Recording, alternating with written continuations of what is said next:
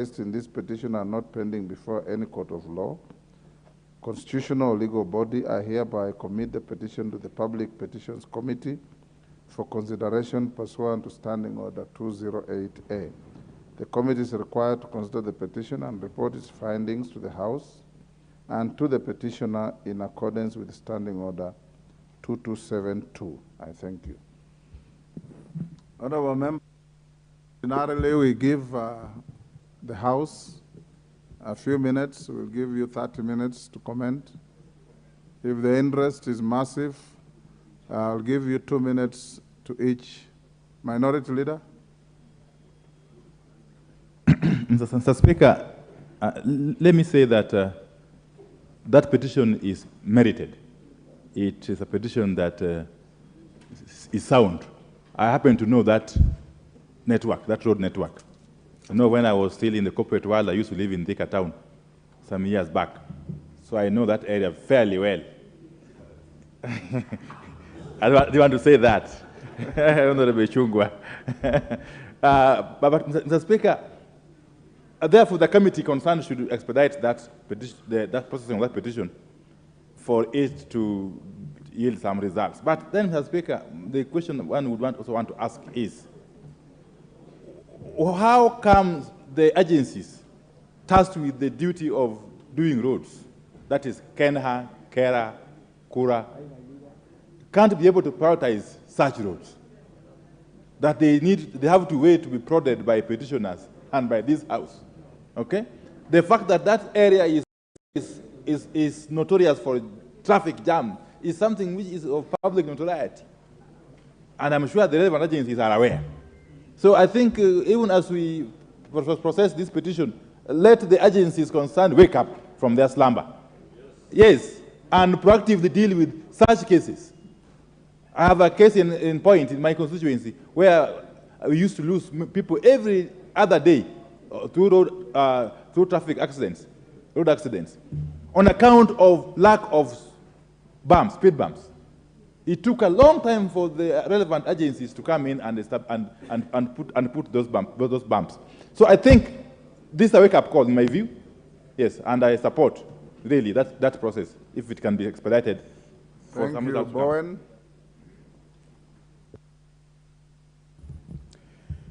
Mr. Speaker, I want to support the petition. And Mr. Speaker, the petition is just a one example of how many of our dilapidated roads across the country. Mr. Speaker, the central Kenya, for instance, is majorly an agricultural area. And Mr. Speaker, 99% of our transport is by road network. Even as we sit here as members, all of us in our constituencies, we have roads. Some of us, we don't have even tarmacs. We have not even seen a tarmac. So we are only seeking that we can get even just a maram road to have the farmers take their produce to the nearby markets. Mr. Speaker, it's a big concern, not only to the people because the road cutting to central Kenya, but across the country, Mr. Speaker. Mr. Speaker, in Kerio Valley, where I come from, the reason why we have a serious insecurity because the police doesn't have even access to follow those animals when they are stolen, because there is no road. So, Mr. Speaker, we are saying, as we appropriate even monies in this House, Mr. Speaker, let us focus on the common, ordinary 190, because those are the basic, instead of focusing on KQ, where very few of us are using air transport. Let's focus on the roads. Thank you. Yes, Atandi. Honorable Atandi.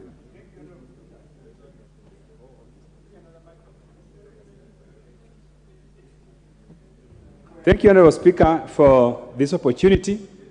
Honorable Speaker, I want to support the petition, and the petition is very, very serious. Honorable Speaker, preceding the presentation of this petition here, there have been public protests and demonstrations on this road. And the social media has been awash with people protesting about the state of this road.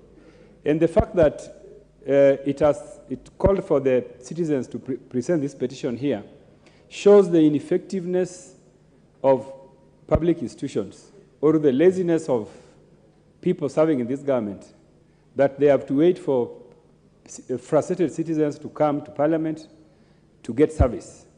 And so, Honorable Speaker, this is happening across the country, that we have maybe a government that is deaf.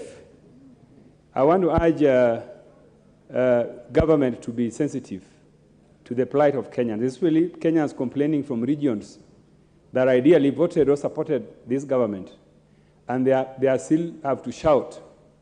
I think that last week we were talking about public protests, and we were saying here, Honorable Speaker, that we should allow Kenyans to protest even here in the National Assembly. And the majority leader said that Kenyans don't need to protest here. So I think this is an example that we have to be open, democratic, and allow Kenyans to express themselves wherever they are. But more fundamentally, let us urge this government to wake up and serve the people that gave them the mandate to rule. Thank you, Honorable Speaker. I support. Yes, Speaker. Yes, your neighbor? Yes. Oundo. Politically, is also my neighbor on the ground. Honorable Speaker, I stand also to support the petition. The issue of road infrastructure, not alone the specific road, but all over the country, is becoming a dangerous issue that requires concerted efforts. Again, it is alarming that residents have to petition, have to protest for their needs to be identified. I do believe that the committee in charge of roads and infrastructure should prioritize this project, because eventually they're the ones who have got the pass, who make budgets as required under the Constitution. I urge them to speedily move by the next budget to include the same. Honorable Speaker, even in my own constituency, we have the road coming from Matayos all the way to Bremia that has been under professional opinion after tendering was completed in 2016, and there has been no movement at all in any activity. Probably will soon also prepare a petition and also stage a massive protest akin to our usual mandamano, so that the deaf government can listen to us. Thank you, Honorable Speaker. Milemba.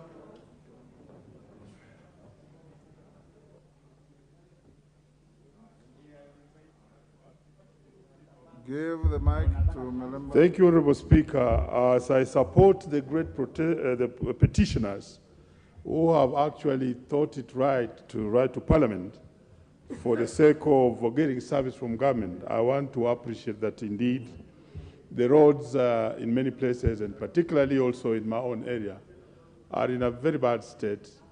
And particularly the road from Stendikisa and Musuti going all the way to towards the leader of minorities area, through Humusalaba to Yala, is in a very bad state. And I think as we have passed the budget, the authorities in charge should quickly move to actually deal with that road, because it's in a very deplorable state, which is not good for the people. Honorable Speaker, I support the petitioners and encourage all other petitioners having challenges of that sort to actually petition Parliament. Thank you.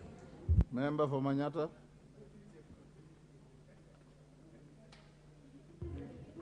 Honorable Speaker, I also rise, as my colleagues have said, to say thank you to the petitioners. And also, Honorable Speaker, add my voice to the issue of roads in this country. Honorable Speaker, yesterday we passed the finance bill, and I would really appeal to the government through the relevant ministries to look at the issue of road and road maintenance. Honorable Speaker, we have invested a lot on the infrastructure of roads, but the challenge of maintenance, looking at challenges that are the potholes of these roads, Honorable Speaker, is something that requires a better approach in terms of procurement. We should have contractors getting 10 or 20 years of maintenance of these roads, or a consistent budget that will ensure our roads, Honorable Speaker, don't become an hazard.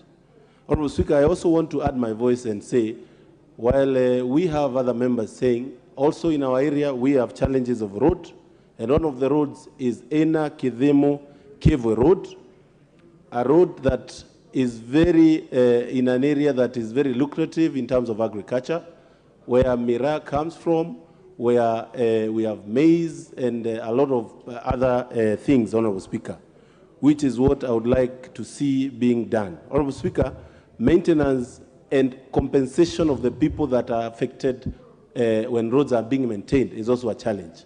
Ring Road was constructed in Embu, touching from Kibogo, going all the way to Kiriare. But, Honorable Speaker, we have members there that have not been compensated of the land they gave during the construction of that road. Honorable Speaker, I appeal. Wangari?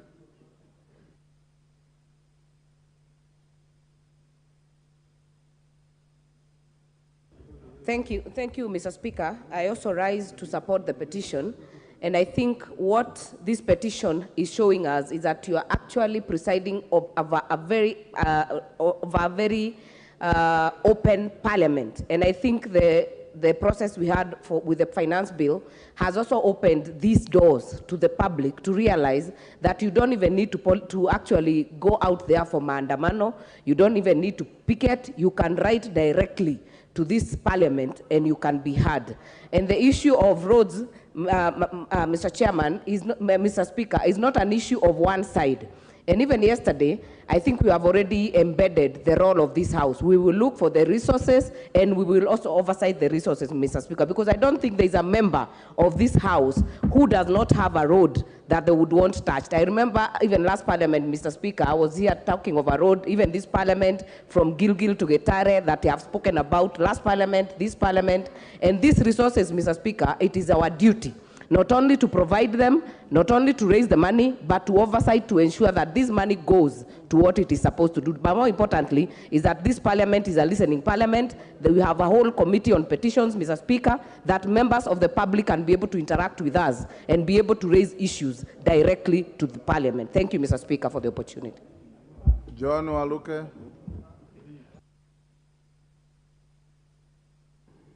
Thank you very much, Honorable Speaker. I rise to support the petitioner. Honorable Speaker, with this government, we are having a lot of hopes that roads infrastructure are going to be done. Honorable Speaker, we passed a motion here, 2016, about 20 kilometers in every constituency to be done. And it started in some of the constituencies, Honorable Speaker, but in other constituencies has not been done. Honorable Speaker, like in my constituency, Sirisia, Wahaha Road, Honorable Speaker, the road is bad, and you know, even you, Honorable Speaker, the trucks are very many there because it is the exit from Uganda now to Mombasa. So, Honorable Speaker, that is one of the problems that I am having in my constituency. And there is an OCBD there, OCS I mean, who is doing business with the cement companies, that they are dumping cement at Ruahaha custom, and then it is transported through to Uganda. And that road is low volume, Mr. Speaker. It is not allowed for the big trucks. So I support, thank you, Mr. Speaker.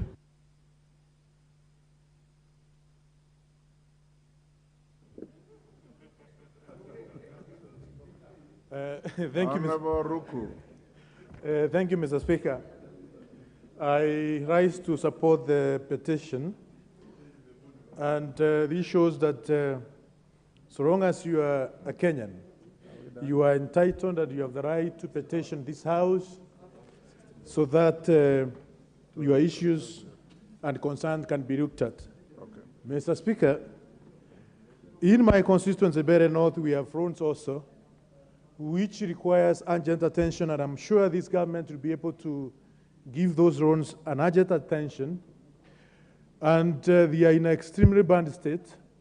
One of the roads from Requiare to Momenje to Kirie is in a terrible that road is in a terrible situation. I have written several letters, Mr. Speaker, to the Minister in charge of infrastructure and roads to ensure that we get a budget for the maintenance of that road, as well as the road from Kanyombora to Kamomo all the way to Chicago. I appreciate that we have a contractor on site, but the speed in terms of moving on the ground is a bit questionable. I wish that now that we have a budget, to be transmitted to that contractor so that road can be constructed and people of Better North can be able to enjoy the services as other Kenyans. Mr. Speaker, I support this petition. Thank you. Hassan.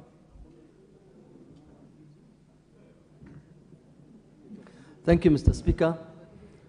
I also support this important petition, and this is a typical, example of the roads that are extremely pathetic in this country, especially in my constituency. The road from Lefe, Finno, Arabia, Mandera Road, that is extremely pathetic and really taken, the lives of over 50 people. The roads, especially in northeastern, are maram. You rarely see tarmac roads. Some of the places really, the terrorists are easily, install IEDs. And these IEDs are normally installed in maram roads, not in tarmac roads. We need these roads to be tarmacked, and these agencies, of this country to take it seriously and help the people to use the roads without fear. Thank you very much.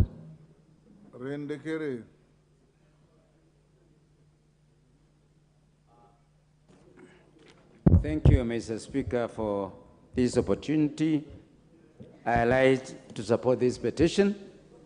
And Mr. Speaker, once the public starts speaking, kind of like they are seeing that the members of parliament or their representatives are not working. But I want to assure the petitioners that we are also focusing to ensure equal distribution of resources and particular provision of road infrastructure in this country. The Kenya Kwanza government is focusing on this.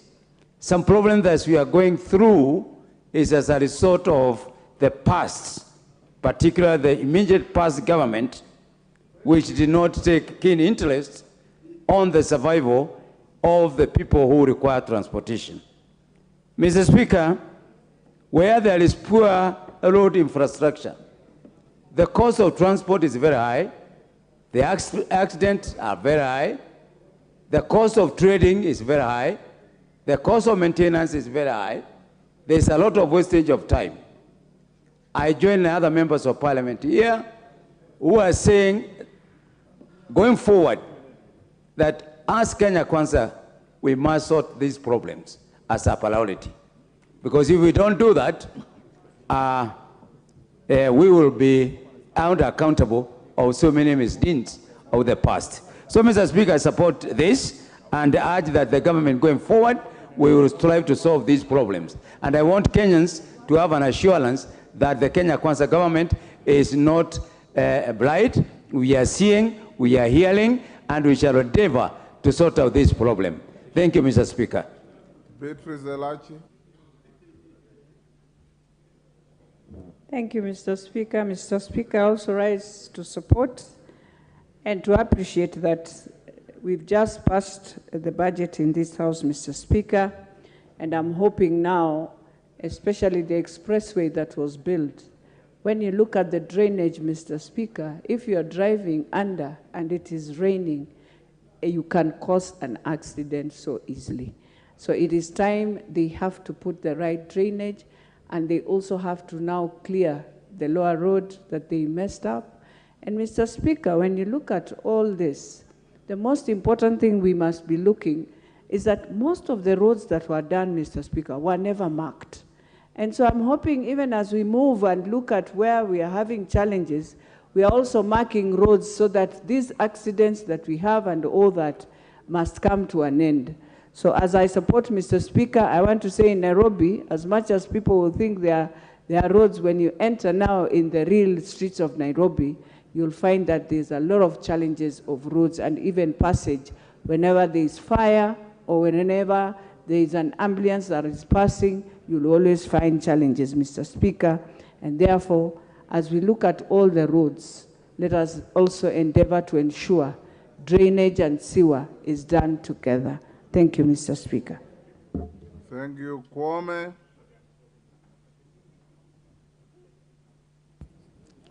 Thank you, Mr. Speaker. I rise to support the petitioners on the roads which are not really supporting their system there. Mr. Speaker, I'm in the same boat, and I've made noise as a member of parliament. Our people have expressed their concern, and nothing is happening. I wish to register really also my concern about the road in my area. It is a famous one. Even the president himself has spoken several times about it. This is the road from Kadel, Palatu Kanyadiang. I wish it is taken care of in line with what the president told us. Mr. Speaker, this is a very important concern for our people in Karachuonyo, and I thank you for having given me opportunity to express myself about it. Thank you, Mr. Speaker.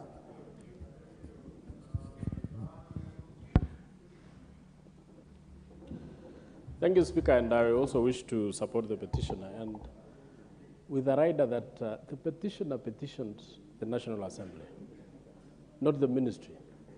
Why, Mr. Speaker? It is because it is this house that taxes the people. It is this house that legislates on taxing, on how to tax the Kenyan people. It is also this house that legislates on how to appropriate the money. So I think it is time we wake up and ensure that problems such as these are sorted at the level of budget making. So that we do not, after budget making process, Mr. Speaker, is not a ceremony.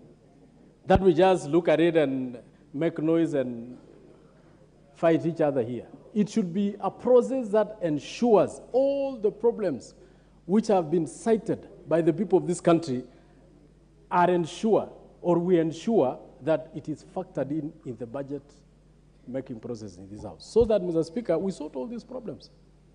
Speaker, there has been accidents even in this country. Forget about even those people who are searching for roads. There has been several accidents in this country because of the way roads are made. In countries which have developed, Speaker, roads almost everywhere is dual carriage. There are no accidents, zero accidents. It is also high time this House look at how do we make these roads accident-free and make it possible for the people of this country. I thank you, Speaker. Member for Kamukunji. Thank you, Mr. Speaker, for the opportunity, and I want to support the petition and the petitioner. And I think it is important to contribute to the construction of our roads. Roads being an important component of any development process, particularly for major urban centers and some of our rural areas. One thing I have concern with roads is the lack of maintenance. It seems now we have a culture of not bothering about maintenance at all. And this culture is leaving a lot of damaged roads unattended to, and leaving until they're completely worn out or completely collapsed before any investment is done, which is a very higher investment than normal. And I think maybe we should start thinking about maintenance. And I don't know whether this would require an amendment to the various road acts that we have in our country, but it is important that, in fact, we do invest more in our roads. The second point is about petitions. I have been here, this is my fourth time, Mr. Speaker, And petitions normally are not followed up and not executed very well in terms of the final decisions. And many petitions disappear in between. And I think we should look into that, and the House should make sure that those petitions are implemented and executed. Thank you. Member for Turkana, Nicholas.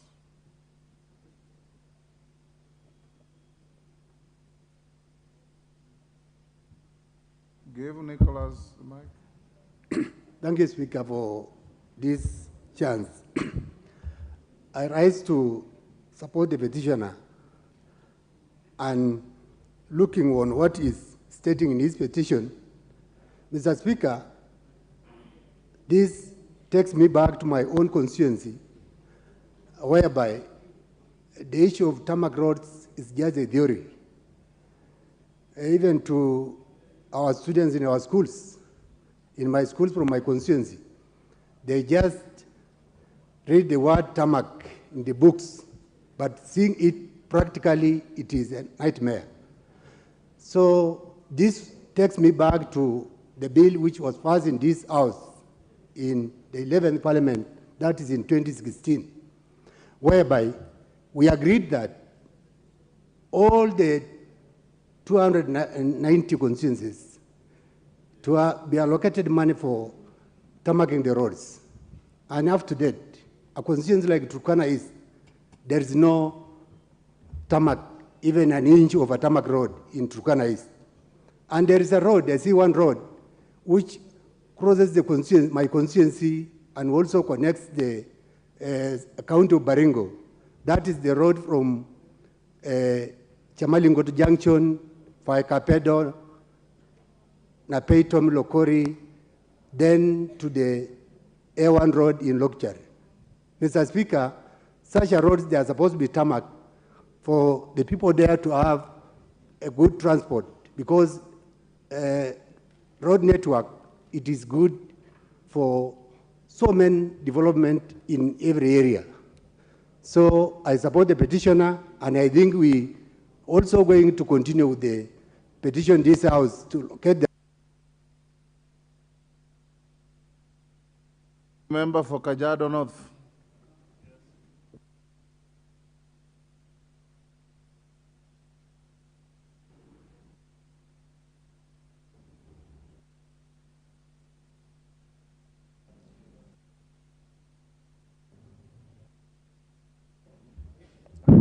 Thank you, Mr. Speaker. Mr. Speaker, I also rise to add my voice on the petition, as I also thank the petitioners for using the right channel. And Mr. Speaker, it seems we have a very informed society and people, because, Mr. Speaker, they have resulted with what the Constitution allows them to do, Mr. Speaker. Petitioning this House, drawing the attention of members, the Committee on Infrastructure, the Committee on Budget. And Mr. Speaker, equally in my constituency, I have several roads that, Mr. Speaker, were started by the last regime that up to date have not received any funding or have not even started, Mr. Speaker. And this one raises a big question, Mr. Speaker, on the issues of planning.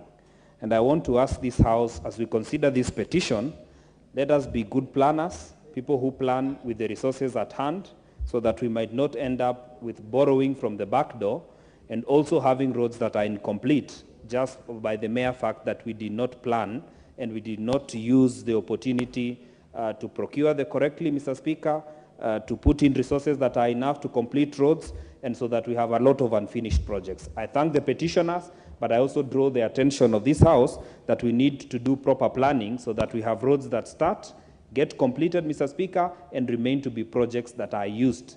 And continuously, we will have a society that plans well, executes well, and people benefit from the projects that have been approved by this House. Thank you very much, Mr. Speaker. Members, we will stop there. The petition is committed to the relevant committee in the terms that I read out. Honorable members, allow me to acknowledge in the Speaker's Gallery, Chogoria Boys High School from Mara constituency, Tharaka Nithi. In the public gallery in Jabini Junior Secondary from Kinangop, Nyandarua. And then Marmanet Secondary School from Laikipia West, Laikipia. On my own behalf and on your behalf, I welcome them to the House of Parliament. Yes, Murugara? If you want to welcome a school from your constituency. Thank you very much, Mr. Take Speaker. the opportunity to speak for everybody. Thank you very much, Mr. Speaker. Mr. Speaker, I welcome Chogoria Boys High School. It's not in my constituency, but it's in a neighboring constituency of Mahara in Tharaka Nithi County. One of the best schools in our county, and we are proud of them. I also welcome the students from Jabini and Marmanet. All of them, they feel welcome to the house and follow the proceedings as we do them. These are leaders of tomorrow, the future leaders of Kenya, and mine would be to encourage them to continue working very hard in school, to be disciplined, and always to remember that the motto of the country is education is everything for everyone. So welcome and all the best as you watch our deliberations. Thank you very much. Thank you. Next order. Order number 5, papers. Majority Leader.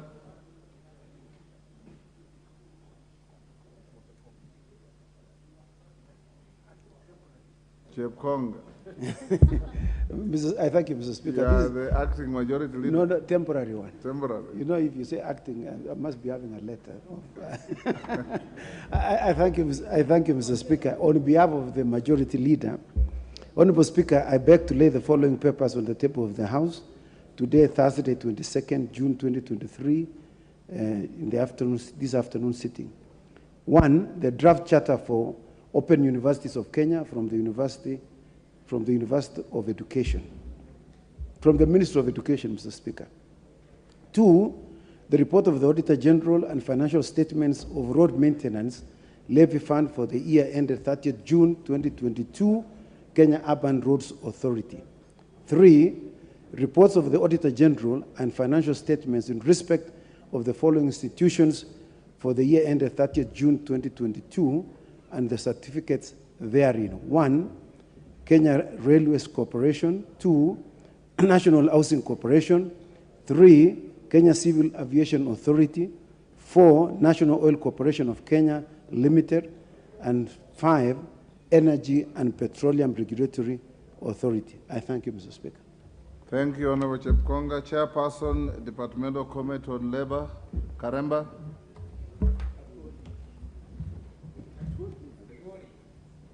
Give the mic to Honorable Mchangi. Thank you, Honorable Speaker. I can hear some members here referring to me as Atuoli, and I wish to state categorically that my name is Mushangi Karemba and not Atuoli. And there is no relationship between me and that cannot be a compliment. Thank you. Thank you, Honorable Speaker. Honorable Speaker, I beg to lay the following paper on the table of the House today, Thursday, 22nd June 2023, report of the Departmental Committee on Labor on its consideration of the Public Service Internship Bill, National Assembly Bill number 63 of 2022. Thank you, Honorable Speaker. Thank you. Caroline Ngelechei, Departmental Committee on Administration and Internal Security. Thank you, Honorable Speaker. I beg to lay the following paper on the table of the House today, Thursday, 22nd June 2023. Report of the Departmental Committee on Administration and Internal Security on the vetting of Ms. Anne Njoki Wangombe for the appointment as Principal Secretary, State Department for Performance Management and Delivery Services. Thank you, Mr. Speaker. The Women Rep Kirinyaga, I give you 1 minute to welcome the delegation from your county. Give Jerry. Mike. Thank you, Mr. Speaker. I want to welcome the delegation from the County Assembly Kirinyaga, led by the Honorable Speaker, And Mr. Speaker, the members reminded me that this House promised that we will be looking into the Ward Development Fund so that we can secure and ensure that they are able to do their oversight mandate. Thank you, Mr. Speaker. Thank you, Jerry. Next order. Order number 6, notices of motion. Honorable Dorothy Ikiara.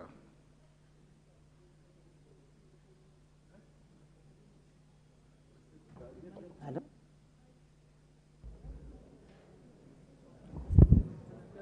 Give the mic on. Honorable Dorothy, proceed. Honorable Speaker, I beg to give notice of the following motion. That aware that Article 21(3) of the Constitution provides that all state organs have the duty to address the needs of vulnerable groups within the society.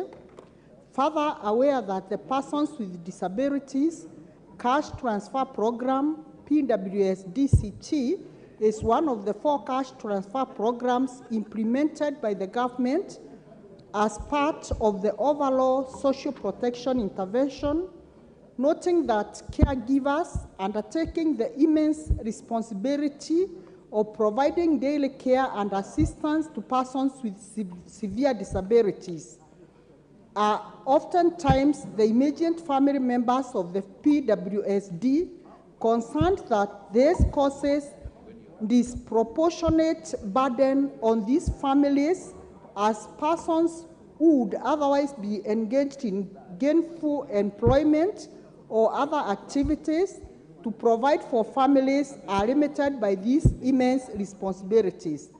Further concerned that this loss of income, opportunities, and resources exacerbates the challenges faced by these families, cognizant that the government ought to take action to recognize the invaluable contribution of caregivers and support them in caring for individuals with severe disabilities. Now, therefore, this House resolves that the government, through the Ministry of Labor and Social Protection, recognizes primary caregivers or persons with severe disability as a distinct category requiring social protection and support, and further develops and implement a cash transfer program for these primary caregivers. Thank you, Honorable Speaker. Thank you, Mheshimiwa. Caroline Ngelechei, Departmental Committee on Administration and Inter. Thank you, Mr. Speaker. Appointment of the Principal Secretary, the State Department for Performance Management and Delivery Services. That taking into consideration the finding of the Departmental Committee on Administration and Internal Security in its report on the vetting of a nominee for appointment of Principal Secretary, State Department for Performance Management and Delivery Services laid on the table of the House on Thursday, 22nd June 2023, and pursuant to the provision of Article 155, 3B of the Constitution and Section 8(1) of the Public Appointment Parliamentary Approval Act 2011 approves the appointment of Ms. Anne Njoki Wangombe as Principal Secretary, State Department for Performance Management and Delivery Services. Thank you. Thank you, Ngelechei. Next order. Order number 7, questions and statements. Honorable Anthony Kibagendi. Statement.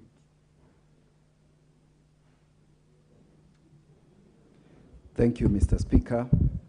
Honorable Speaker, pursuant to Standing Order 43.1, I wish to make a statement on the International Day Against Drug Abuse and Illicit Trafficking. It's celebrated every 26th day of June, whose theme this year is People First, Stop Stigma and Discrimination, Strengthen Prevention.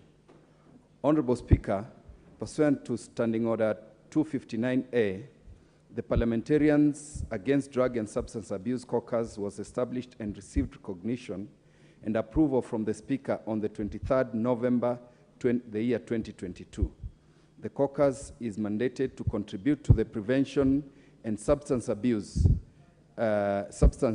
and other social problems to significantly improve the society's health, safety, well-being by receiving and enhancing legislative and institutional frameworks to combat illicit drug abuse. Honorable Speaker, the International Day Against Drug Abuse and Illicit Trafficking is commemorated by people, nations, organizations, and parliaments across the world in a bid to strengthen action and cooperation to realize a world free of drug abuse. Parliaments in particular have a vital role to play in the fight against drugs and substance abuse. Hence, the need for this House to re-examine already existing legislation in the wake of contemporary issues in the sale of illicit substances, specifically and the online sale of drugs. Honorable Speaker, it is a known fact that there is an upsurge in drugs and illicit substance abuse in the country, and we can see that from our Deputy President, who is one of our biggest campaigners. Members can attest that many young people in our constituency are now more than ever before at the greatest risk of wasting away due to drugs abuse. Many drug abusers face stigma, discrimination, which further harm their physical and mental health, and consequently prevent them from accessing the help they need. To successfully tackle this problem, this House should adopt a people-centered approach in formulating drug-related policies and laws with a keen focus on compassion, human rights, and evidence-based practices. Honorable Speaker, as I present this statement on behalf of Parliamentarians Against Drug and Substance Abuse Caucus, I'm honored to report to this House that the caucus has already embarked on a journey to reinforce the fight against this vice. Further, the caucus is in receipt of an invitation from NACADA to commemorate this day on Monday, 26th June 2023 at the Bomas of Kenya. Lastly, Honorable Speaker, the concerted effort by the current administration, spearheaded by the Deputy President, His Excellency Rigathi Gachagua, demonstrates the severity of this menace. It is for this reason that I invite members to join in the fight against drugs and substance abuse by participating in the activities of the day by NACADA and supporting creating awareness. And Mr. Speaker, I'm requesting that we encourage members on that day. I'll be sharing in our group the theme for this year. And Mr. Speaker, I would also like to table the national survey on the status of drugs and substance abuse in Kenya, an abridged version. Thank you, Mr. Speaker. Well done, Kibagendi. You are actually the first caucus to bring any statement to the floor of the House, and that's commendable. I wish you the best in what you are doing to eliminate the menace of drugs in our society. Next order.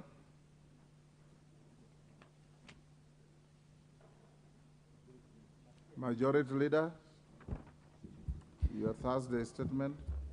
Yes, thank you, Honorable Speaker. Pursuant to the provisions of Standing Order 44.2a, I rise to give the following statement on behalf of the House Business Committee, which met on Tuesday, 20th June 2023, to prioritize the business for consideration during the week. As members are aware, this week the House has considered the following bills and other priority budget-related business. 1, the Appropriations Bill, National Assembly Bill number 27 of 2023. 2, the Finance Bill, National Assembly Bill number 14 of 2023. 3, the County Allocation of Revenue Bill, Senate Bills number 16 of 2023.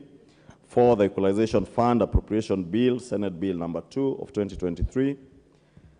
5, Supplementary Estimates number 2 for the financial year 2022-2023, and the Supplementary Appropriation Bill number 2 of 2023. Honorable Speaker, the House Business Committee has severally proposed that the sittings of the House be extended to accord the House time to conclude with all stages of these bills and priority budget-related business. I wish to take this opportunity to thank you, all honorable members of this House, for the sacrifice, the active participation, and overall contribution to the improvement of our lawmaking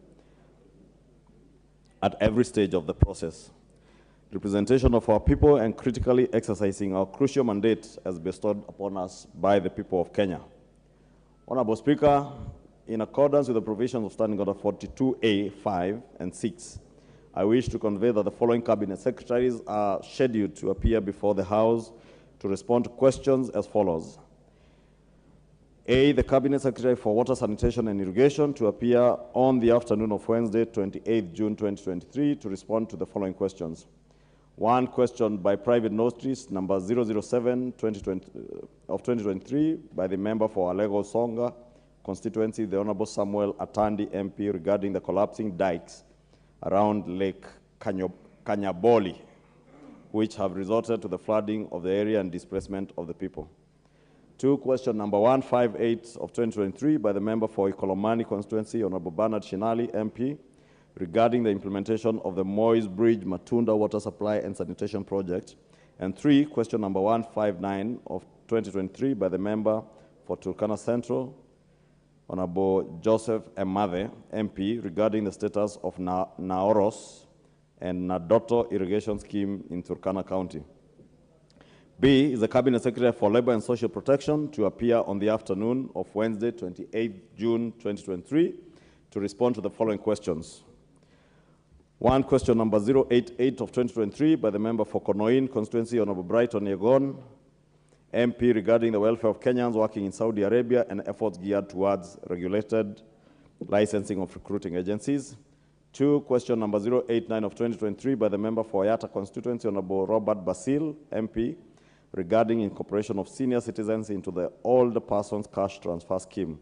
Three, question number 090 of 2023 by the member for Konoin constituency, Honorable Brighton Yegon, MP, regarding formulation policy framework to support children whose parents or guardians are incarcerated. Four, question number 091 of 2023 by the member for Machakos County, Honorable Joyce Kamene, MP, regarding the plight of orphans, widows, and widowers in the country. Five, question number 092 of 2023 by the member for Kirinyaga, who is seated behind me, the Honorable Jane Jerry Maina, regarding the effectiveness of Inua Jamii program since its inception. And six, question number 160 of 2023 by the member for Kiambu constituency, Honorable John Mashua Waithaka, MP, regarding eligibility of cancer survivors being registered as persons with disabilities. C, Honorable Speaker, is the Cabinet Secretary for Lands, Public Works, Housing and Urban Development to appear on the afternoon of Wednesday, 28 June 2023 to respond to the following questions. One, question 084 of 2023 by member for Mwingi Central constituency, Honorable Gideon Muliungi, MP, regarding errors in title deeds for parcels of land in Mui Coal Basin. Two, question number 085 of 2023 by the same member, Gideon Muliungi, regarding the high mast security lighting project in Mwingi Town. Question number 086, 2023 by the member for Saboti constituency, Honorable Caleb Amisi, MP, regarding ownership status of the parcel of land, LR numbers 5004/30/R, currently occupied by Kwale International Sugar Company. Four, question number 087 of 2023 by the member for Laisamis constituency, the Honorable Joseph Lekuton, MP, regarding review of the boundaries bordering Laisamis constituency. Question number 109 of 2023 by the member for Nakuru Town East constituency, the Honorable David Gikaria, MP, regarding Kazim Taani Project Phase 3. Question number 117 of 2023 by the member for Embakasi West constituency, Honorable Mark Mwenje, MP, regarding status of ownership of land popularly referred to as MCO in Molem Ward in Embakasi West constituency. And seven, question number 246 of 2023 by the member for Kibwezi West constituency, the Honorable Mwengi Mutuse, MP, regarding delayed payment of compensation to residents whose land was compulsory acquired in 2017 for construction of Kibwezi Kitui Road. Honorable Speaker, in regard to the business for Tuesday next week, the House is expected to consider a special motion on the nomination for appointment as the chairperson of the Commission on Revenue Allocation and nomination for appointment as a member of the Salaries and Remuneration Commission. Debate will also be undertaken on the following business should it not be concluded today. 1, the Public Finance Management Amendment Bill, National Assembly Bill number 16 of 2023. 2, the Statute Law Miscellaneous Amendments Bill, National Assembly Bill number 60 of 2022. 3, report on ratification of the amended Nairobi Convention and the Protocol for the Protection of Marine and Coastal Environment of the Western Indian Ocean from land-based sources and activities. 4, report on ratification of the Kigali Amendment on the Montreal Protocol on the substances that deplete the ozone layer. 5, report on ratification of the Bamako Convention on the ban of the importation into Africa and control of transboundary movement and management of hazardous waste within Africa. And finally, 6, report of the Kenyan delegation to the Parliamentary Dialogue on United Nations Convention Against Corruption, UNCAC, and Global Parliamentarians Against Corruption, GOPAC, Annual General Meeting. Honorable Speaker, the House Business Committee shall reconvene on Tuesday, 27 June 2023 to schedule the business for the rest of the week. And I wish to lay this statement on the table of the House. My apologies, it was quite a long one today. Thank you, Majority Leader. Honorable members, the following schools are in the House, in the Speaker's Gallery: Mangu High School, Juja in Murang'a. I thought Juja was in Kiambu. Is in Juja in Kiambu? So Mangu High School, Juja in Kiambu and not Murang'a. Sekenani Boarding Primary School, Narok West in Narok in the Public Gallery. Shumvi Mixed Day Secondary School, Laikipia North in Laikipia. On my behalf and on your own behalf as a House, we welcome the students and their teachers to the House of Parliament. Next order. Order number 8, the Public Finance Management Amendment Bill, National Assembly Bill number 16 of 2023, second reading. Majority Leader.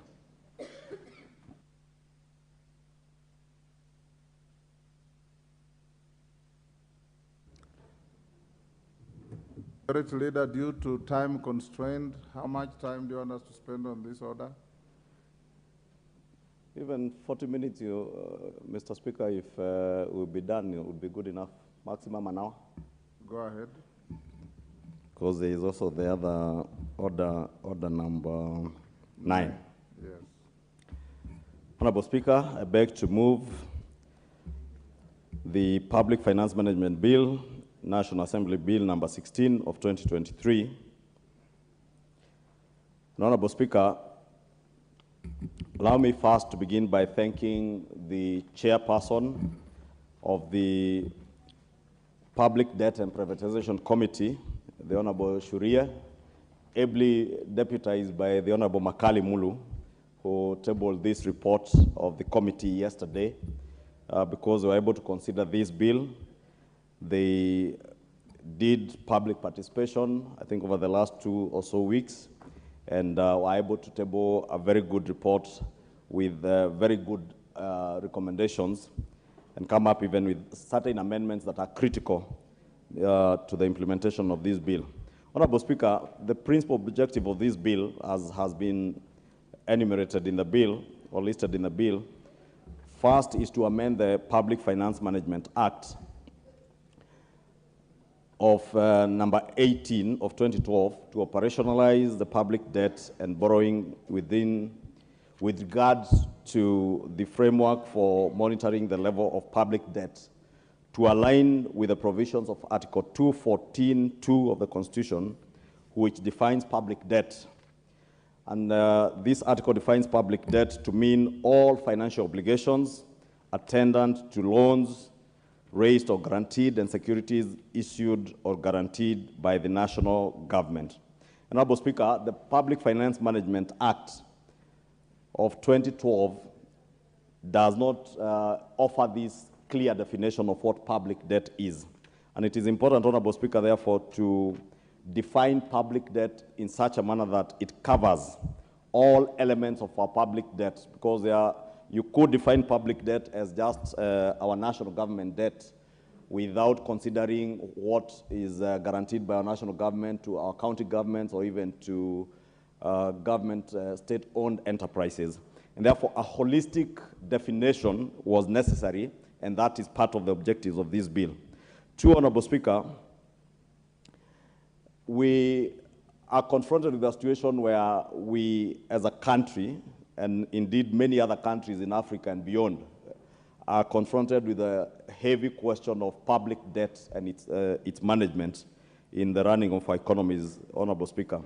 And Kenya has been no exception. We have had a situation where we are almost at the brink of being unable to manage our own debt. Should we allow things to go the way they are going without us taking cognizance, one, of the global economy, what is happening in the global economy with the war in Ukraine, with the inflation around the world, both in Europe, in the US, the large devaluation of our shilling against the major currencies, especially the US dollar, which was occasioned, as I mentioned, by inflation being very high in the US. Honorable Speaker, you know they say that when the US's economy coughs, the rest of the world catches a cold. And therefore, we have been no exception. Post-COVID, Honorable Speaker, and you remember in the US, there were a lot of government freebies, money being given to the populace. To an extent, Honorable Speaker, that after the pandemic, there are people in the US who are opting not to work because the kind of welfare monies they were getting from the state was at times even better than what they were getting when they were working. And that has driven inflation very high and occasioned the Fed rate in the US to be increased in a manner that it has not happened, I think, since the Great Recession in the US. And that increment in interest rates, Honorable Speaker, is what you've seen cause the problems we have here today with our dollar, which was trading at an average of about 120 less than a year ago. Today, I think it's an average of about 132 to 140 shillings against the dollar for the Kenya shilling. And the Kenya shilling, Mr. Speaker, I must say, has tried to be quite resilient. Therefore, Honorable Speaker, considering that there are all those global effects, we must be very careful how we treat our public debt. And let me thank the committee, because one of the things that were in this bill was a provision, a clause where the National Treasury sought, if they burst the debt ceiling, to come and report to the House post facto, and that is one of the recommendations that the committee has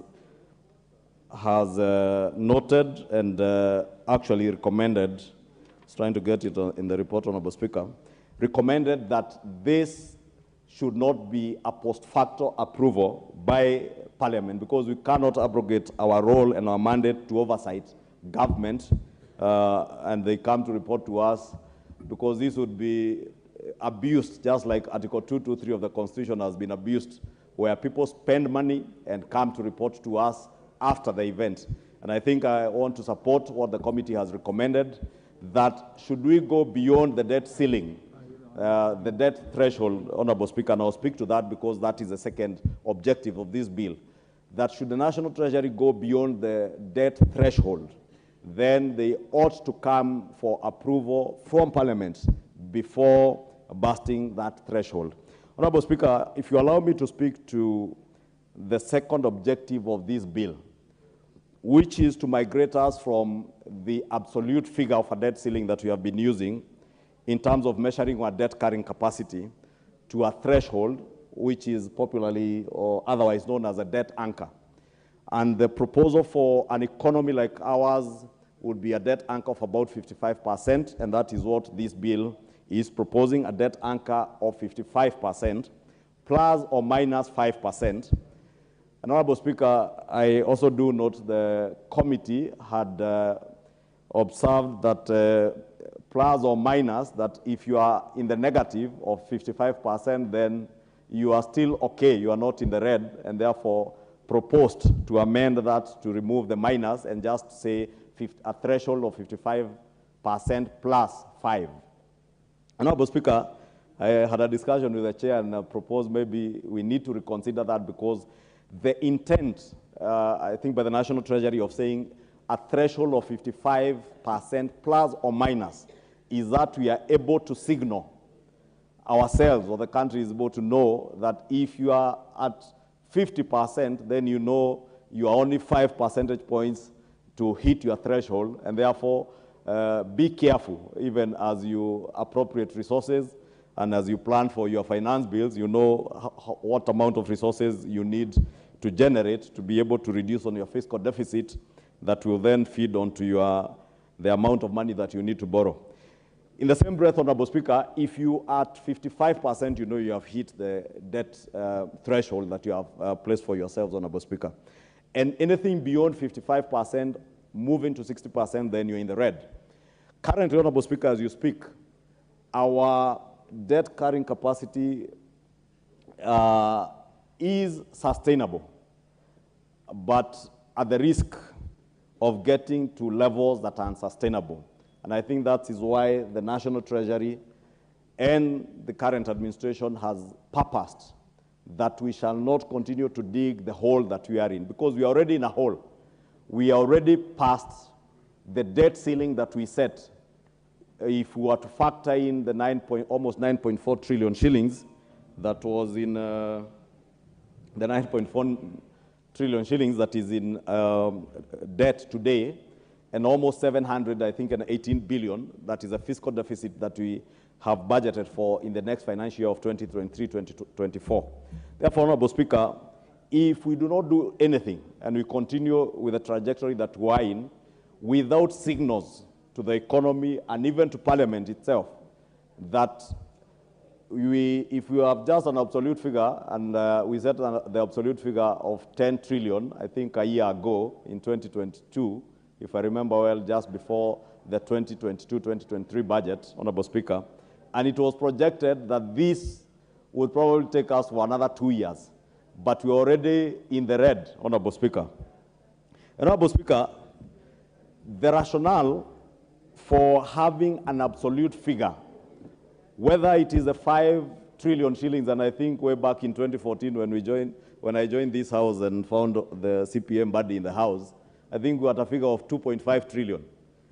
And we doubled that to 5 trillion in about 2014, 2015, if I remember well. Then we moved that, I remember in 2018, when I was chairing the budget committee, there was a proposal to increase the debt ceiling to 10 trillion shillings.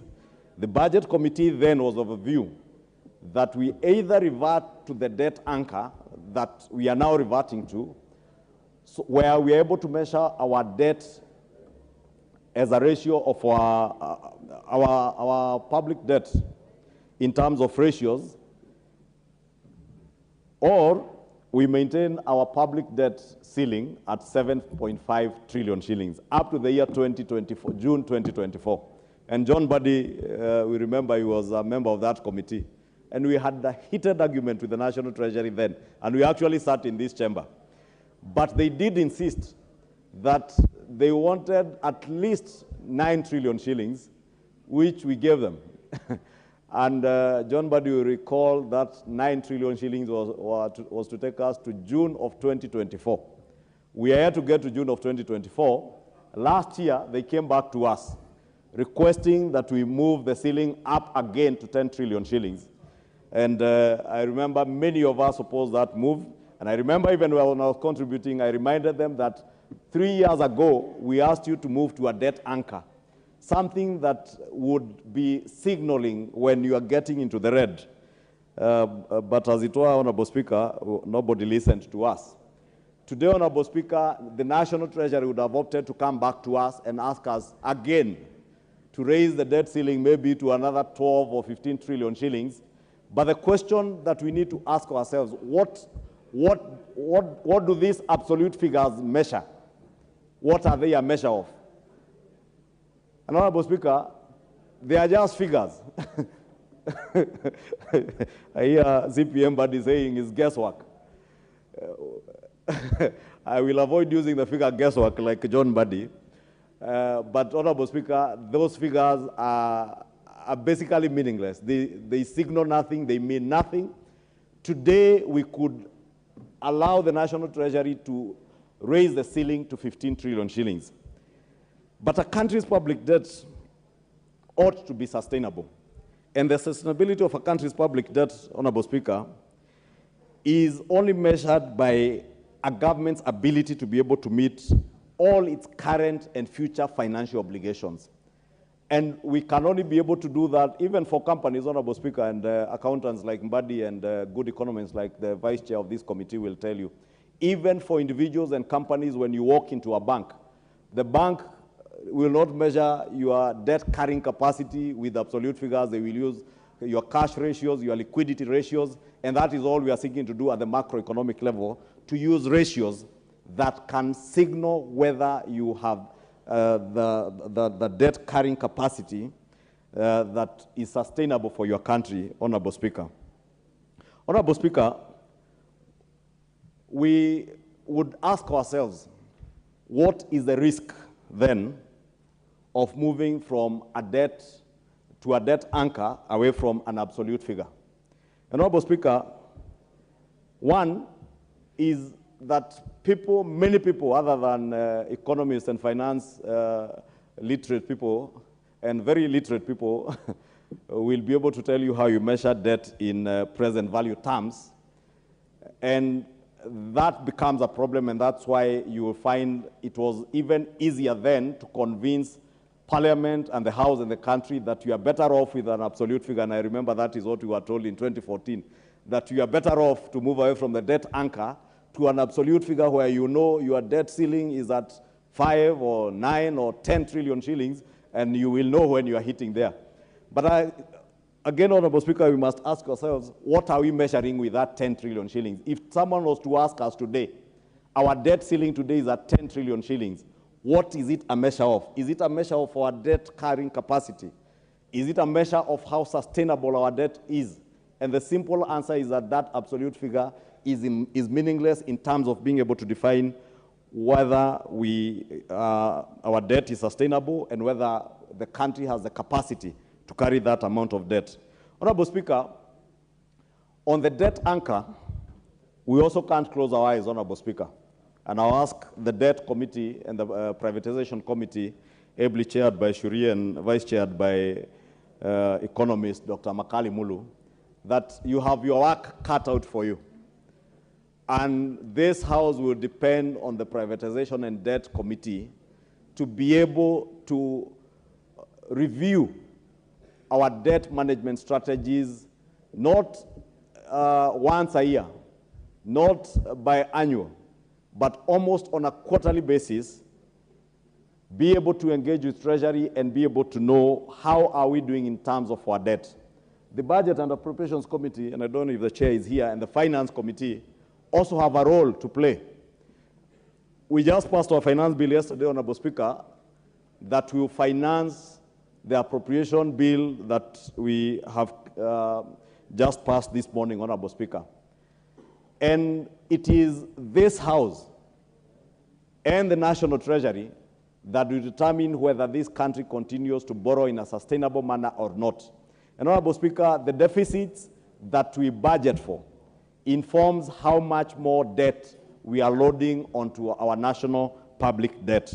And therefore, Honorable Speaker, even as we debated the finance bill yesterday and the day before, even the second reading, I remember many members who said that we did commit to move away from sinking deeper into the pit or the hole of public debt. And the surest way of not sinking deeper, Honorable Speaker, is one, to have a very clear liability management system. And I am glad the National Treasury, in their engagement with the committee, have indicated that they're embarking on a robust liability management program, a liability management program that will ensure that, one, there is actual and almost a fiscal consolidation that you can not only feel but touch. Because we talk about fiscal consolidation, but the fiscal consolidation is just spoken about. But we never actually get into actual fiscal consolidation to ensure, one, that we are cutting on unnecessary expenditure in government. And therefore, that's why I'm saying the Budget and Appropriations Committee has its work cut out And so does the Debt Management Committee, or rather the Privatization and Public Debt Committee, have its work cut out to ensure that whatever deficits we have in our budget books are at a level that is manageable and sustainable. They have their work cut out, Honorable Speaker, to ensure that this liability management program that the National Treasury is talking about is actually actualized. Honorable Speaker, I'm happy when I perused through the report by the committee. You remember from way back in 2014, this country embarked on what were popularly known as the Eurobonds. And some of the problems that we are living under today are a result of those Eurobonds. Honorable Speaker, you will see in the committee's report, there is a Eurobond of 2014 of $2 billion that is maturing next year. And these are some of the short-term commercial debts that have gotten us into the problems we are. And part of the liability management strategy the National Treasury has, and as they spelled it out to the committee, if you go through the report, you will see, and those who are able to follow the public participation exercise, even from the experts who appeared before the Public Debt Committee, we will see that besides fiscal consolidation to ensure that we continue to narrow our fiscal deficit, there was a call on proper liability management. And I'm glad, Honorable Speaker, as I said, the National Treasury is already working on this liability management program, where, for instance, that $2 billion Euro bond of 2014 that matures in June of 2024, way before it matures, they're already working on a program to ensure that they retire this Euro bond, not by going back again to the commercial market and getting other commercial loans or another Euro bond to succeed this one. Because that is the easier route, Honorable Speaker. And the only reason why governments in Africa and elsewhere have opted for commercial borrowing in Euro bonds is because they usually come without any preconditions. Honorable Speaker, from the time I joined this House in 2013 to the time I was a chairman in the Budget and Appropriations Committee, every other report of the Budget and Appropriations Committee always speaks to the twin issues of fiscal consolidation. It also speaks to our debt management strategy. But as I said, those reports are just filed away. All our recommendations seem not to be followed. There are always recommendations of moving away from commercial debt to more concessional loans that are longer term. Honorable Speaker, I am happy that the National Treasury now is deliberate and intent on moving away from these expensive commercial and short-term loans to longer-term concessional loans, Honorable Speaker. Honorable Speaker, concessional loans, okay. Forgive me, Honorable Speaker, it's where I come from. I was about to say concessional loans. Concessional loans, Honorable Speaker, either bilateral or multilateral loans are loans that we will enjoy cheaper interest rates. And I think the most expensive of these that we are getting today, I think, are about 2.5%, I think, from the China Exim Bank, which go for a period of about 30 to 40 years, as opposed to these Eurobonds that are 10 years. The one that we are retiring today, Makali Mulu will tell you, we got it at 6.8% in 2014. But because of the risks, our risk profile, the spread of this Eurobond, sometime last year, around elections time, I was seeing it had a spread of about 14 to 18%, the highest at one point being at 21%, meaning if that Eurobond was to be called up, would pay interest rates of up to 21%. But today, Honorable Speaker, because again, post-elections and with the stabilization of the economy, that spread has come down to a current rate of about 12%. But still 12% is too high for a country like Kenya, a middle-income country and a growing economy like ours. 6.8 is still high, and that is why the National Treasury is saying we look at more concessional loans, which would, the most expensive, be about 2.5%, but there are loans that you get even at 1%, 1.5%, 2%. And Honorable Speaker, I've heard the President speak also to that question of even those concessional, multilateral and bilateral loans, because African countries are also getting those loans very expensive. What African countries are getting at 2.5, 1.5%, you find other economies in the world, especially in the West, getting at 0.1%, like in the US. Others in Europe will get at 0.5 to 0.1. 0 point when we are getting at almost 2 and above 1%, Honorable Speaker. Honorable Speaker, let me not belabor the issue of liability management because I can see the committee has spoken into it in detail. I've also spoken about the fiscal consolidation, which, as I said, we have a duty and a responsibility as a House. And I'm happy that what the committee is recommending in part of the recommendations they have proposed to bring during our third reading will touch on some of the issues that a number of people, even during public participation, were not very happy about. I remember the Institute of Social Accountability did present on the particular clause that sought to take over the work of Parliament in our constitutional mandate to oversight the national government and the national treasury, and that the committee has agreed with people who came through public participation and the concerns even of many of us who felt that we cannot relinquish our responsibility as Parliament to other people who are not elected by the people of Kenya to oversight.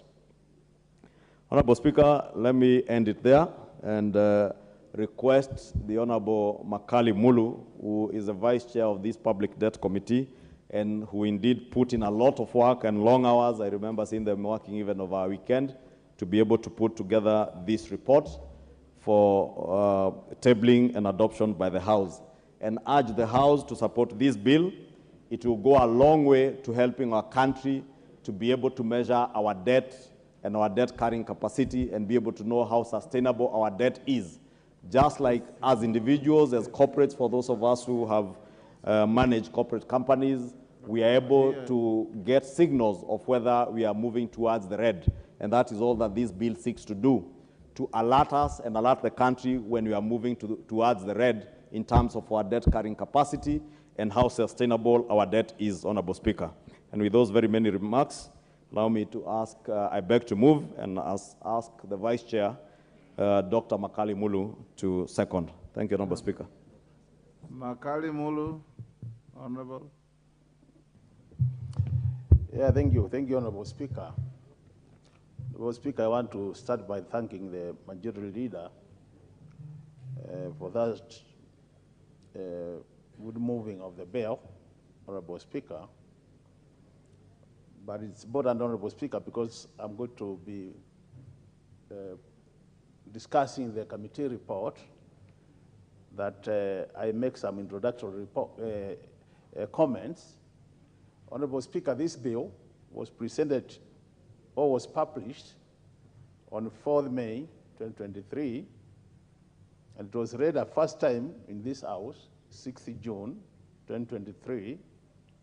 Thereafter, Honorable Speaker, you referred to the committee, Public Debt and Privatization Committee, for consideration. And in line with our standing orders, 2 advertisements were placed in Daily Nation and Standard newspaper, calling for stakeholders and individuals to submit their comments on this bill. So, Honorable Speaker, in response to that advertisement, we got some comments from institutions and individuals. And it is important I mention them, Honorable Speaker, that we were able to get submissions from Institute of Social Accountability, TISA, International Budget Partnership, IBP Kenya, Institute of Economic Affairs, and Institute of Certified Public Accountants, Honorable Speaker. We also got submissions from University of Nairobi Women Economic Empowerment Hub, Civil Engineering Contractors Association, as well as individuals, namely Jimmy Wanjiki and Valadine Wangeshi Rukwaro. On the basis of that interaction, Honorable Speaker, The committee was able to prepare a report, and then that report we did table it yesterday, and that's the report, Honorable Speaker. I want just to bring highlights from that report, Honorable Speaker. But before I want to do that, Honorable Speaker, it is also important that I appreciate the support we got from your office, Office of the Clerk of the National Assembly, the support we got from all the stakeholders, Treasury, Honorable Speaker, our Parliamentary Budget Office, and our legal department. With this support, Honorable Speaker, we have managed to go through this bill, and the bill has about 7 clauses. So very quickly, I just want to run clause by clause so that I help honorable members appreciate the bill and be able to make their comments or debate the bill, Honorable Speaker. Honorable Speaker, the first clause, which has been amended, is clause 2A, and the objective of this, or the import of this clause, Honorable Speaker, is in the bill we have what we call the county public debt. County public debt. So there is a proposal to delete the word public so that we remain with the county debt. After interacting with the stakeholders, Honorable Speaker, we all did agree that once you delete the word public from the county public debt, then there is a risk of, instead of focusing on public debt, which is guaranteed by the national government, that may also include debts which have been incurred at the county level. For example, most counties are going to the banks and getting bank overdrafts to pay salaries. So there was that strong feeling that if you remove the word public, then you are likely to be even including those lower levels of county debts. So on that basis, we are recommending as a committee, Honorable Speaker, that we retain that as it is. Honorable Speaker, the other proposal under clause 2, which is clause 2B, was to provide a divination for financial obligations. And I want Honorable Speaker to look at what the Constitution says about public debt. If you look at Article 214 of our Constitution, public debt is defined as follows. Public debt means all financial obligations attendant to loans raised or guaranteed and securities issued or guaranteed by the national government. So what this bill tries to do, Honorable Speaker, under clause 2B, is now to come up with a definition of financial obligations so that we have a clear definition and we don't entertain ambiguity in terms of what should be paid or not paid. On that basis, Honorable Speaker, as a committee, Treasury had crafted some definition, and as a committee, we thought it was not good enough to capture what is intended in the Constitution. So we will be, as we go to the third reading, we'll be proofing what they have done, and we'll be giving a new definition, just an improvement of what they have done. But in principle, Honorable Speaker, we are in agreement that there is need to come up with a definition of what financial obligation means, so that there is clarity. The other clause, Honorable Speaker, is clause 3A, where the proposal is to delete the word national, so that instead of having national debt, we replace national debt with public debt. And this is aligned with the Constitution. The Constitution talks about public debt, not national debt. So this is just like cleaning the act, Honorable Speaker. And as a committee, we really have no problem supporting that. So we are saying that as we move to the future, Honorable Speaker, then we will be agreeing with the Treasury so that we replace the word national debt with public debt. Clause 3B, Honorable Speaker, is intended to ensure that the Public Debt Management Office has more role in controlling what happens at the national level in terms of matters public debt and what happens at the county level matters county debt, public debt. What is happening, Honorable Speaker, currently is that the Public Debt Management Office can only now go and monitor or audit county public debts at the invitation of the counties. But the law says their work is actually to oversee in totality the public debt. So what this clause 3 is attempting to do, Honorable Speaker, is to make sure that then the Public Debt Management Office can audit both at the national level and at the county level matters related to public debt without the word invitation. And we think that's a good amendment, Honorable Speaker. So we are agreeing to that as a committee, and we will be supporting that.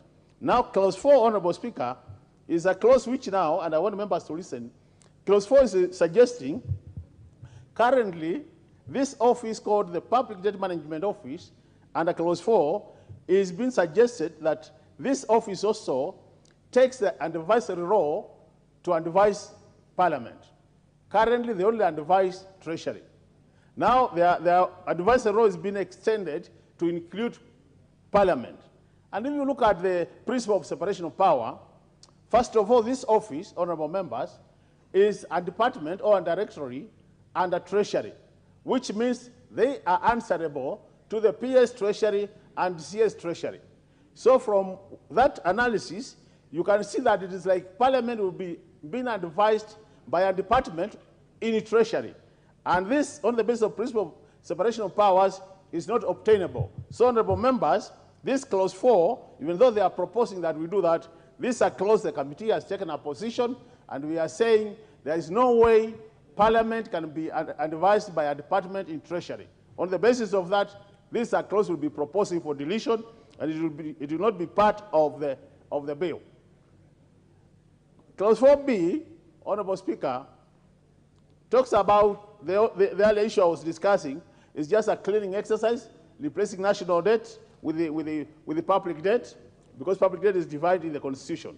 Now, clause 6A, Honorable Speaker, this is, to me, this was actually the main reason why this bill was crafted by Treasury. And it is what the majority leader was explaining. And I want to plead with honorable members that we take time to listen to what the committee observed.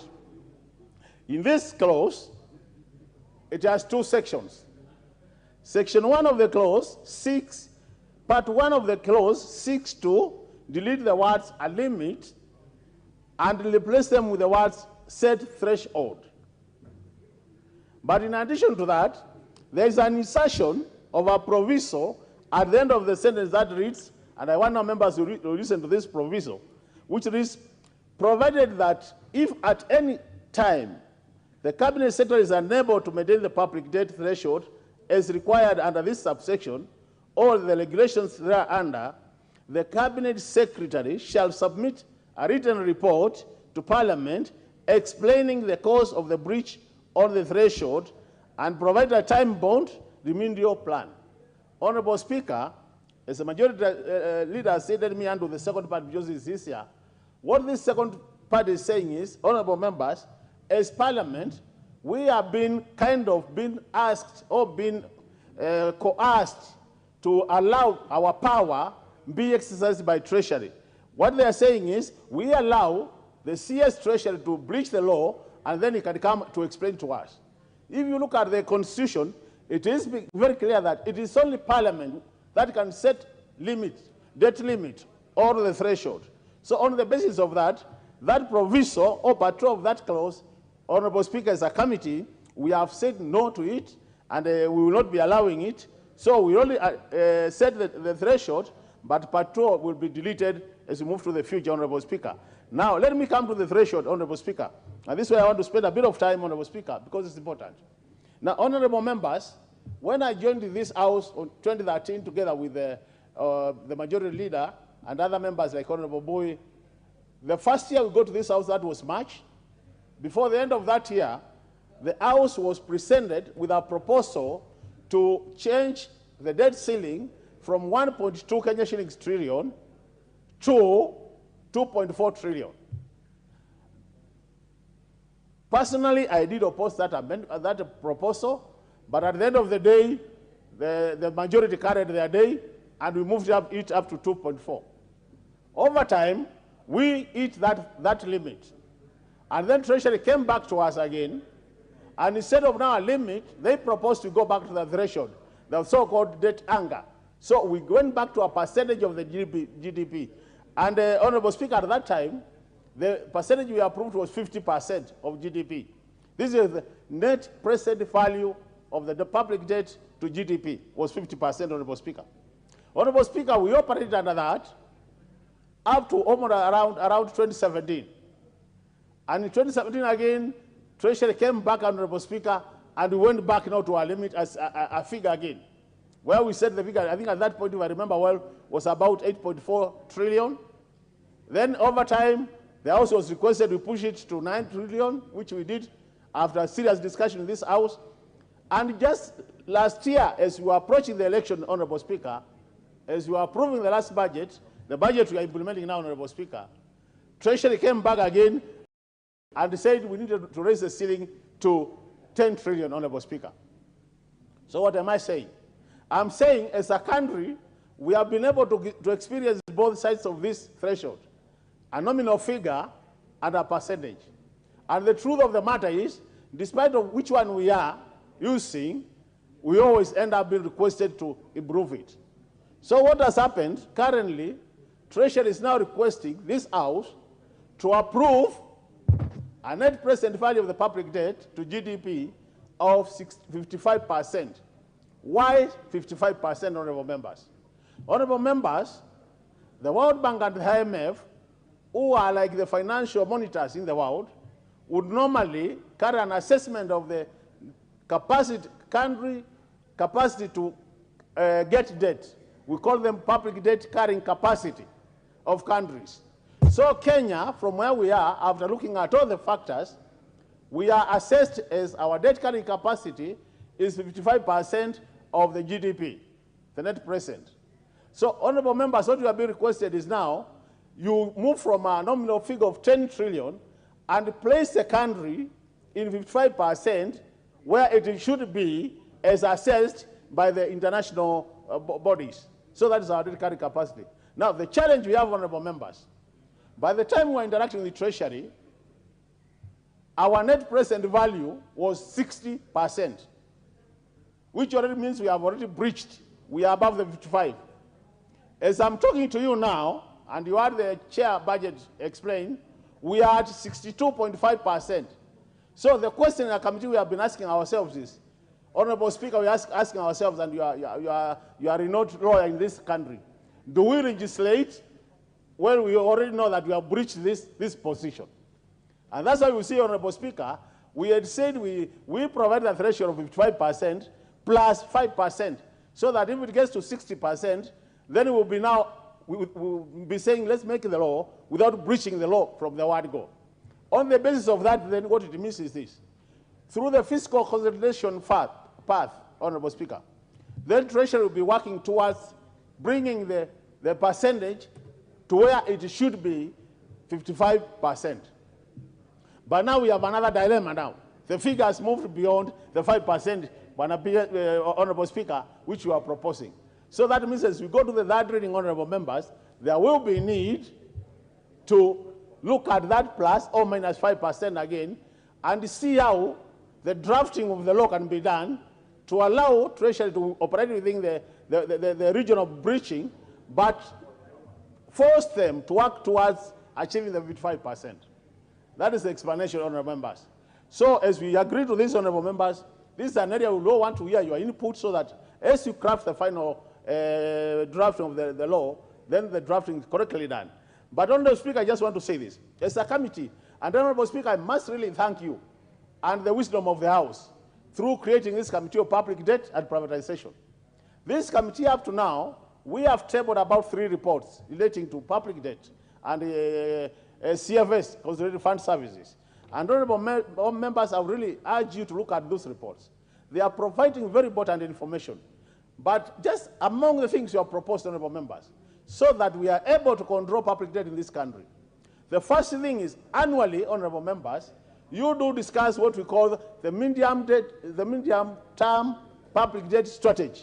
You discuss it annually because it comes together with the budget policy statement. So when you discuss that document and you approve it, honorable members, it means on annual basis, you have an opportunity to set the public debt ceiling. So immediately you set the budget deficit, you'll have set the public debt ceiling. So it means on annual basis, honorable members, our committee is proposing that we take this document seriously and make sure that whatever ceilings we agree on are adhered to by Treasury. The second point we have proposed, Honorable Speaker, when we look at the public debt portfolio in this country, what we call the stock, Honorable Speaker, and the payments we are making, Honorable Speaker, we have realized this country has uncommitted loans, loans which we have already signed before, but because we are not drawing, Honorable Speaker, we are paying commissions. You'll be surprised, Honorable Speaker, to realize that by up to March this year, this country had paid about 580 million just for failure of not drawing the loan which has already been approved. The other thing, Honorable Speaker, is the issue of the foreign exchange. Because of the way our foreign exchange regime is not stable, Honorable Speaker, we end up spending a lot of money paying for the changes, what we call the volatility of the dollar and the other foreign currency. So this is another area, Honorable Speaker, we want the House to take seriously. Because I could hear the majority saying we need to come up with the strategies of how to monitor this. The other thing, Honorable Members, is we have said it is time this country came up with a sinking fund for paying public debt. So that once we introduce that, we establish that sinking fund, Honorable Speaker, over time, like now we should not be discussing the issue of how do we pay the Euro bond, which we took 2014. If we had a sinking fund, we will be paying that amount on annual basis, and by now we'll just be awaiting to issue the final payment for that Euro bond, and will not be even straining Kenyans. The other thing, Honorable Speaker, we have said as a committee, and it's important, Honorable Members, you note this. We have said the basic principle of borrowing is that the generation which is borrowing should not be in a position to overburden the future generation. We call it in a technical term intergenerational equity. So that when we are borrowing today, we must remember our future children and grandchildren will be expected to pay these loans because they are 30, 40 years loans. So there must be a procedure to ensure that we don't overburden our future generations. In that case, Honorable Members, as a House, as we discuss public debt, it's important we take note of some of these important things so that we will be able to help our future generations so that by the time we take the loans, by the time they mature, they will have generated enough income for the country to repay without overburdening the future generations. Last but not least, Honorable Speaker, on this issue of public debt, as a committee, we are saying that application of public debt, any money borrowed from outside Kenya and domestically, so long as it is a loan, it must be applied for intended purposes. Honorable Speaker, we have seen a situation where members are saying these loans are being applied to projects which are not feasible, projects which don't generate income for the country, which are not sending enough returns to the country.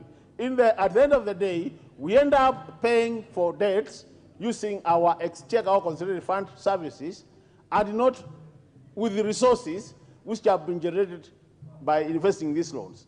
So, Honorable Speaker, with those many remarks, Honorable Members, those are some of the things you have done as a committee, and we'll be urging you when we come to the third reading, so that as we amend this bill, we amend the bill to an extent that we don't lose our independence in terms of determining public debt, and at the same time we don't allow a department in Treasury to start telling us how to relate with public debt, because we have our own parliamentary budget office, which has the capacity to do that with this House. So with those many remarks, Honorable Speaker, I second, and I want to thank my members for the many days we sat together to discuss this bill. I want to thank everybody who was involved and our stakeholders. Once more, Honorable Speaker, thank you. I second. Thank you, Honorable Makali Mulu. I'll now propose the question, which is that the Public Finance Management Amendment Bill, National Assembly Bill number 16 of 2023, be now read the second time. Omboko Milemba.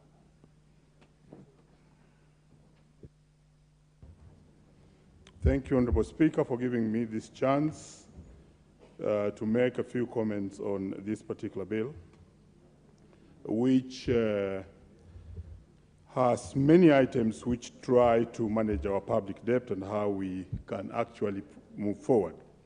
Honorable Speaker, as I support, I want to indicate that this is a country which is reeling in high borrowing, like it has been indicated, that currently we have an outstanding debt of over $6 9.63 trillion, and with a debt ceiling of 10 trillion. And of the 10 trillion, about 4.5 trillion is domestic, while 5.09 is foreign. And we already have a budget which has a deficit of 718 billion. And if you look at the fiscal space for borrowing, then it means we have only a fiscal space of about 400. So indeed, it will be very difficult to finance the current budget, 2023-2024, without doing something about our ceiling levels, because our fiscal space is so small. I would wish to indicate that indeed it's good practice as advised by the IMF, that every country must borrow as per its capacity to carry the debt. And therefore, that's why this bill proposes that we move from a figure of 10 trillion, or if we were to increase it to 11 or 12, given the history that this figure was increased beginning 2013 from 1-point-something trillion, and currently it is standing at 10 trillion. I remember for the longest time, many Kenyans imagined that Kenya has a lot of money. And with the rampant corruption that was going on within the country, the members of the public would understand that there's too much money in this country that cannot get finished even if there's corruption. But the truth, Honorable Speaker, and to this House and Kenyans, is that we were depending on daily basis on borrowing. And each time we depleted our stocks, we went back to Parliament and still got more loan, and that's how we sustained ourselves all the years, especially, remarkably, if you look at the figures as they are, the time between 2013 and 2017 coming 2022, because within that time alone, we were able to more than triple the foreign debt from about 2 trillion to over 10 trillion as it stands today. And therefore, there's need to manage our debt depending on our carrying capacity. And given that we are going the IMF way and World Bank way, the so-called Bretton Woods institutions, then it is important that we regulate our borrowing depending on our carrying capacity, and that's why a threshold of 55% debt anchor is being proposed. And that will be able to make us, in reality, reduce on our borrowing. Currently, what is the percentage of our debt vis-a-vis the GDP? It is much higher, like it has been indicated by the mover and the seconder. We were very lucky to have very strong mover and very strong seconder, two strong economists moving this particular bill. So we are standing at over 60%. It's about 62.5%. But now we want to come down to 55%. So in all this, it's a good, because the holistic agenda of this bill, therefore, is to try and move down the debt and manage it so that we move from where we are to a downward figure.